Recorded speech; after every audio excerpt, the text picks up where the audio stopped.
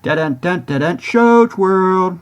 Welcome to Shows World Gamers, Josh here, and as this week draws to a close, I wanted to take a moment to look at this week's new game releases, gaming announcements, and a few news stories. If this is your first time on the channel, do me a favor and hit that subscribe button to join in on the fun. Alright gamers, as always, we will start off with this week's new game releases, and this was a pretty light week. I'm okay with that. I'm deep into The Legend of Zelda Tears of the Kingdom, so that's taken up most of my time right now. But we did get a few releases, starting with Lego 2K Drive. It released this week on the Nintendo Switch, the PlayStation 4, the PlayStation 5, the Xbox One, the Xbox Series systems, as well as on PC. Now the game is an open-world driving adventure with arcade-style racing.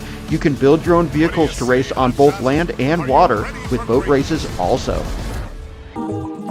Humanity is a really imaginative puzzle game where you play as a dog and have to guide groups of humans from the company that brought us Tetris Effect. The game is out on PC, PlayStation 4, PlayStation 5, PlayStation VR 2, and was a day one release into PlayStation Plus. Now, we actually played the game in a preview, so I will put that link at the end of this video so you can check that out. Also, in a bit of a surprise release this week, the Super Mario Bros. Movie was released for digital home viewing. The film can now be seen on digital platforms in the US where you can buy or rent movies. So you can purchase the movie or you can just rent it. No date yet has been given on the physical DVD and Blu-ray releases. Next up, let's look at some gaming announcements. And the biggest announcement this week came from WB Games. They also dropped a trailer for Mortal Kombat 1. This is the previously believed to be Mortal Kombat 12 game, but it appears they are rebooting the series. No actual gameplay was shown, but the over-the-top brutality and gore was on full display, and they announced a release date of September 19th. Silica received an announcement trailer. The trailer shows real-time strategy as well as first-person shooter gameplay on an alien world as humans battle giant bug-like creatures.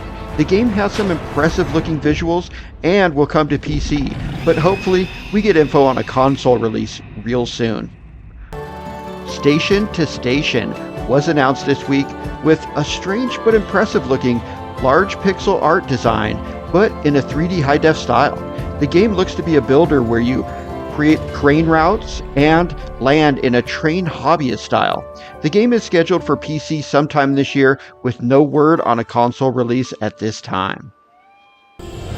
We also got a reveal trailer for Project Me. At first, the game kind of looked like it was going to be just another life sim style Animal Crossing game.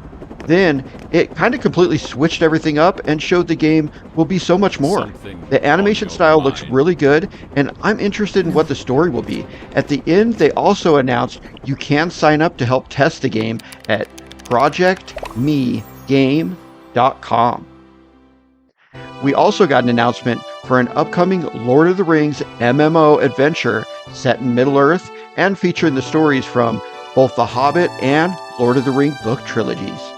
The game is still in early production, so still a ways out, and it is coming to us from Amazon Games Orange County, best known for the game New World. Alright gamers, let's finish up with a few news stories from this week in gaming. Now we will start with my game of the year so far, and that is of course The Legend of Zelda Tears of the Kingdom. The game is fantastic. It's one of the highest rated games of all time, and reports are coming out that the game is selling extremely well, with reports of record-breaking launch sales around the world. We also got news that Hogwarts Legacy received yet another delay on the Nintendo Switch. The game is now scheduled to release on November 14th. Now, I played through this game and really enjoyed it. Hopefully this version of the game is a successful port, because it is going to really be pushing the Switch hardware to its limits. Now, there have been a lot of rumors gaining ground that Square Enix and Disney may be teaming up again, but instead of another Kingdom Hearts game, this time a game rumored to be called Disney Domination. The game will be a direct competitor with the Super Smash Bros. Games, with the rumored 50-plus characters from the world of Disney, Pixar, and Marvel, among others. We also got news this week that on next Wednesday, on May 24th, Sony is having a PlayStation showcase that will be over an hour long to show upcoming games. I kind of feel like this is Sony's big summer showcase usually shown at E3, so I expect there may be some really cool stuff here. Definitely check that out. Now, in some disappointing news coming out of Blizzard Entertainment this week, the PvE Hero mode, which was previously announced and heavily hyped, has been cancelled and will not be coming to Overwatch 2. This mode was one of the primary reasons for the switch from the original game to the sequel, so fans of the game are pretty upset right now. Alright gamers, that concludes this week in review for the week ending on May 19th.